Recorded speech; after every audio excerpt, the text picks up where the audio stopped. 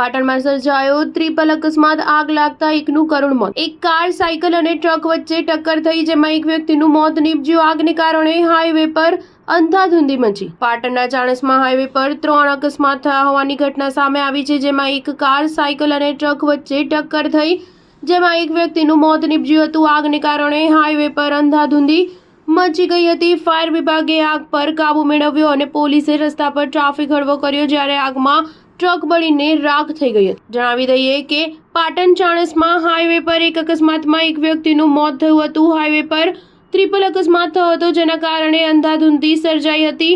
આગને કારણે હાઈવે થોડા સમય માટે બંધ રહ્યો હતો, જ્યારે આગ લાગવાનું કારણ જાણી શકાયું નથી, પરંતુ ટ્રક અને અન્ય વાહનોને આગથી ભારે નુકસાન થયું છે। મૃતકના મૃતદેહને બહાર કાઢીને પોસ્ટમોર્ટમ માટે સરકારી હોસ્પિટલમાં મોકલવામાં આવ્યો છે અને પોલીસે પરિવારનો સંપર્ક કરી આગળની વધુ તપાસ હાથ ધરી છે। Star news 7 Patan.